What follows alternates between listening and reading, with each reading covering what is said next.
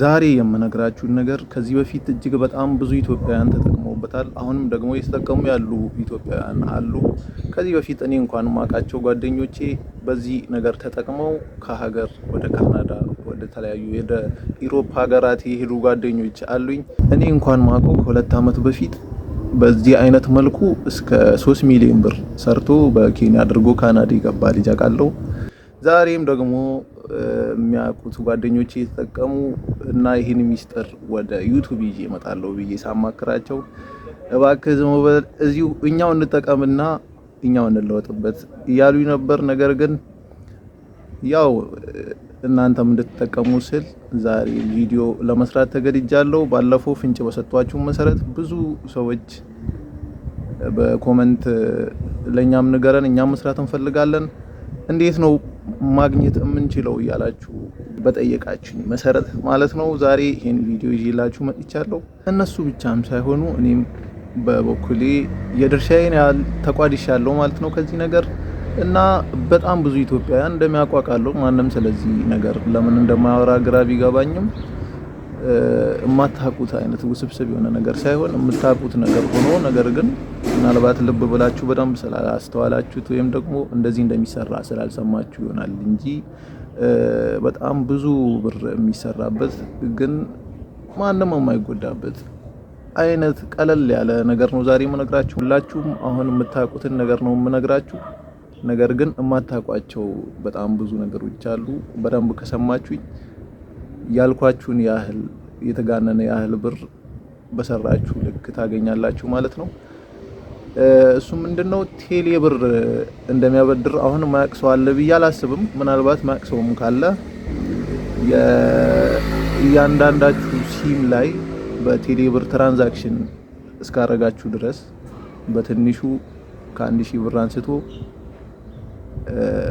እስከ 30,000 ብር መሰለኝ ያበድራል እና በአንድ ሰው ሲም 30,000 ብር ያህል የሚያበድር ከሆነ አስቡት። እናንተ ደግሞ እነዚህ ልጆች እንዳደረጉት አይነት ስራ ብትሰሩ እጅግ በጣም ብዙ ብር ላታገኙ የማትችሉበት ምንም አይነት ምክንያት አይኖርም ማለት ነው። አሁን ሙሉ ለሙሉ እንደዚህ የተጋነነ ብር የሰሩ ሰዎች ከቴሌ ብር ምን አድርገው ነው የሰሩት የሚለውን ሙሉ ስቴፑን ነግራችኋለሁ ማለት ነው። በነገራችን ላይ ይህን ቪዲዮ ስሰራ እጅግ በጣም ትልቅ ሪስክ ወስጄ ነው። እንደዚህ አይነት በድርጅት ላይ እንዲህ አይነት ቪዲዮ አይሰራም። ምናልባት ቪዲዮን ሊያጠፋብኝም ይችላል።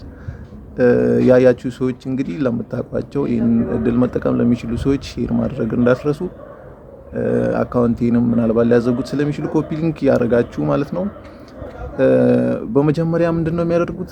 አንድ ሰው 1000 ብር ነው ሚኒመም መበደር የሚችለው አሪፍ ትራንዛክሽን ካለው ማለት ነው። እና ምናልባት ሁላችሁም በየሲማችሁ ብድር ተበደራችሁ ታውቁ ይሆናል። በጣም ብዙ ብር ለማግኘት አሁን ለምሳሌ 100 ሲም ዝም ብላችሁ ብትሰበስቡና 1000 ብር እንዲያበድራችሁ አክቲቭ ብታደርጉት ስንት ብር ሰራችሁ ማለት ነው? በቀላሉ 100,000 ብር ሰራችሁ ማለት ነው። እና ደግሞ ትንሽ ትራንዛክሽኑን ጨመር አድርጋችሁ ደግሞ 2,000 ብር ብታደርጉት ስንት ብር ሰራችሁ ማለት ነው? 200,000 ብር ሰራችሁ ማለት ነው። እና ነገር ግን በአንዱ ሲም ደግሞ 30,000 ብር እበደራለሁ የምትሉ ከሆነ ይህን ነገር ከቁም ነገር ብትወስዱት አሪፍ ብር ተሰሩበታላችሁ ብዬ አስባለሁ። እኔ እንኳን ማውቀው ከ2 ዓመት በፊት በዚህ አይነት መልኩ እስከ 3 ሚሊዮን ብር ሰርቶ በኬንያ አድርጎ ካናዳ የገባ ልጅ አውቃለሁ። ነገርየው ኖርማል የሆነ በራሳቸው ህግ መሰረት ቴሌዎች ባዘጋጁት ህግ መሰረት ብድር የሚያበድር መሆኑ ይታወቃል። ምናልባት ይህን ማታቁም ካላችሁ ቴሌብር የተጠቀማችሁ ያበድራል ያበድር የሚለውን ማታቁ ካላችሁ እዛው ላይ ስላለ የክሬዲት መጠናችሁን ቼክ ማድረግ ትችላላችሁ። ስንት ብር መበደር እንደምትችሉ ማለት ነው። በአንድ ሲም ብቻ ነው መበደር የሚቻለው ብላችሁ የምታስቡ ደግሞ አሉ። ቴሌ ላይ ሲም እያወጡ አካውንት እየከፈቱ የሚሰጡ ብዙ ሰዎች አሉና በዛ መልኩ በጣም በብዙ ሲም ትራንዛክሽን ማድረግ ብቻ ነው ከናንተ የሚጠበቀው።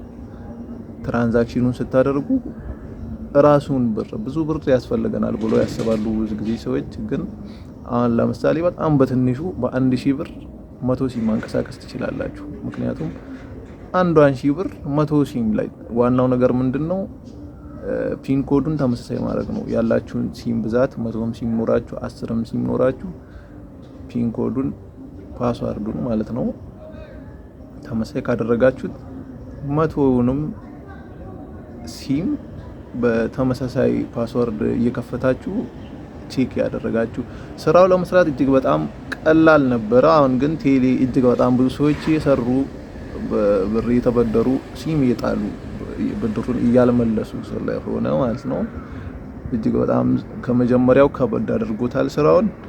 እንዴት ነው የሚሰራው ለምትሉ ሰዎች ያው ቴሌ ብር ላይ አካውንት መክፈት ነው የመጀመሪያው ስቴፕ። ሲሞቹን ከየት እንደምታገኙ ይታወቃል። በየመንገዱ ሲም አለ ያሉ በማስታወቂያ ከሚጨቀጭቋችሁ ሰዎች አምስት በቀን ይገዛችሁ በተወሰኑ ቀናቶች ውስጥ የምትፈልጉትን ያህል ሲም ማካበት ትችላላችሁ። ከዛ በኋላ ሲም ኖራችሁ ማለት ነው። ከ5 በላይ ይቻላል የሚባለው ሳክስ ነው። እኔ ራሱ በጣም ብዙ ሲም በስሜ ነበር። አንደኛ እሱ ነው። ሁለተኛ ደግሞ በኔ ስም መበደር አልፈልግም ለምትሉ ሰዎች ደግሞ በተለያዩ ሰው ስም ይወጣ ሲም የሚሸጡ ሰዎች ላገናኛችሁ እችላለሁ። ነገር ግን ትንሽ በተለያየ ሰው ስም ይወጣ ሲም ይወደድባችኋል። በራሳችሁ ሲም 100 ሲም ማውጣት ትችላላችሁ በተለያየ ቀን ማለት ነው። በአንድ ቀን ከአንድ ቦታ 5 ላታወጡ ትችላላችሁ እንጂ ከተለያየ ቦታውላ በአንድ ቀን ከ5 በላይ ማውጣት ትችላላችሁ። ማንም ቼክ የሚያደርግ ሲስተሙን ቼክ የሚያደርግ ሰው ስለሌለ ማለት ነው። እና ያንን ካደረጋችሁ በኋላ ቴሌብር አካውንቱን ከፍታችሁ ምንድነው የምታደርጉት? እጅግ በጣም በትንሽ ብር ያላችሁ ደግሞ በብዙ ብር ትራንዛክሽን ብታደርጉ ደና ብር ስለሚከፍትላችሁ ያላችሁ በብዙ ብር ተመሳሳይ ኮድ ታረጉትና ፓስዋርዱን ከዛ በኋላ መላክ ነው። ወደ አንዱ የላካችሁትን ታወጡና ወደ ሌላኛው መላክ። ሁሉም ላይ እንደዚህ ማዳረስ። ትራንዛክሽኑን በየቀኑ ግዴታ መስራት አይጠበቅባችሁም። በሳምንት አንዴም በ15 አንዴም ብቻ ትራንዛክሽኑ አክቲቭ እንዲሆንላችሁ የምትፈልጉት ሲም ላይ እንዲንቀሳቀስ ያህል ማለት ነው። ያው ብር ነው የሚገላበጠው። ብር በተገላበጠ ቁጥር ነው የሚከፍለው። የቴሌ ህግ ይሄ ነው እና ይሄንን በየ15ቱ አንዳንዴ እንዲያበራላችሁ የምትፈልጉት ሲም ላይ መጠቀም ነው ማለት ነው። ከዚህ በፊት ደግሞ ትራንዛክሽን እያደረጋችሁ ያላችሁ ግን ይሄንን ማታውቁ አሁን ራሱ ሄዳችሁ ቴሌ ብር ላይ ምን ያህል ብር መበደር እንደምትችሉ ቼክ ማድረግ ትችላላችሁ ማለት ነው። አሰባችሁታል? በ100 ሲም ብትሰሩት ይሄንን በእያንዳንዱ ሲም 10 ሺህ ብር ቢበራላችሁ በ100 ሲም 1 ሚሊዮን ብር አገኛችሁ ማለት ነው። ስለዚህ እንደዋዛ አትዩት። ይሄንን ያደረግን ነበር ኢትዮጵያ ያለን እኛም ፈታ ስንል የነበረው። እጅግ በጣም ብዙ ሰዎች ደግሞ ሰርተው ከኢትዮጵያ በብሩ ወጥተውበታል። ወደ ዱባይ ቀለል አድርጋችሁ ለመምጣት አሁን እቺን ስራ ብትሰሩ ከኢትዮጵያ ውጭ ላላችሁ ኢትዮጵያውያንና ኤርትራውያን አይሰራም ማለት ነው። ኢትዮጵያ መኖር ግዴታ ይጠበቅባችኋል። ምክንያቱም ቴሌ ብር ማለት የኢትዮጵያ ሲም ስለሆነ ከኢትዮጵያ ውጭ አይሰራም ማለት ነው።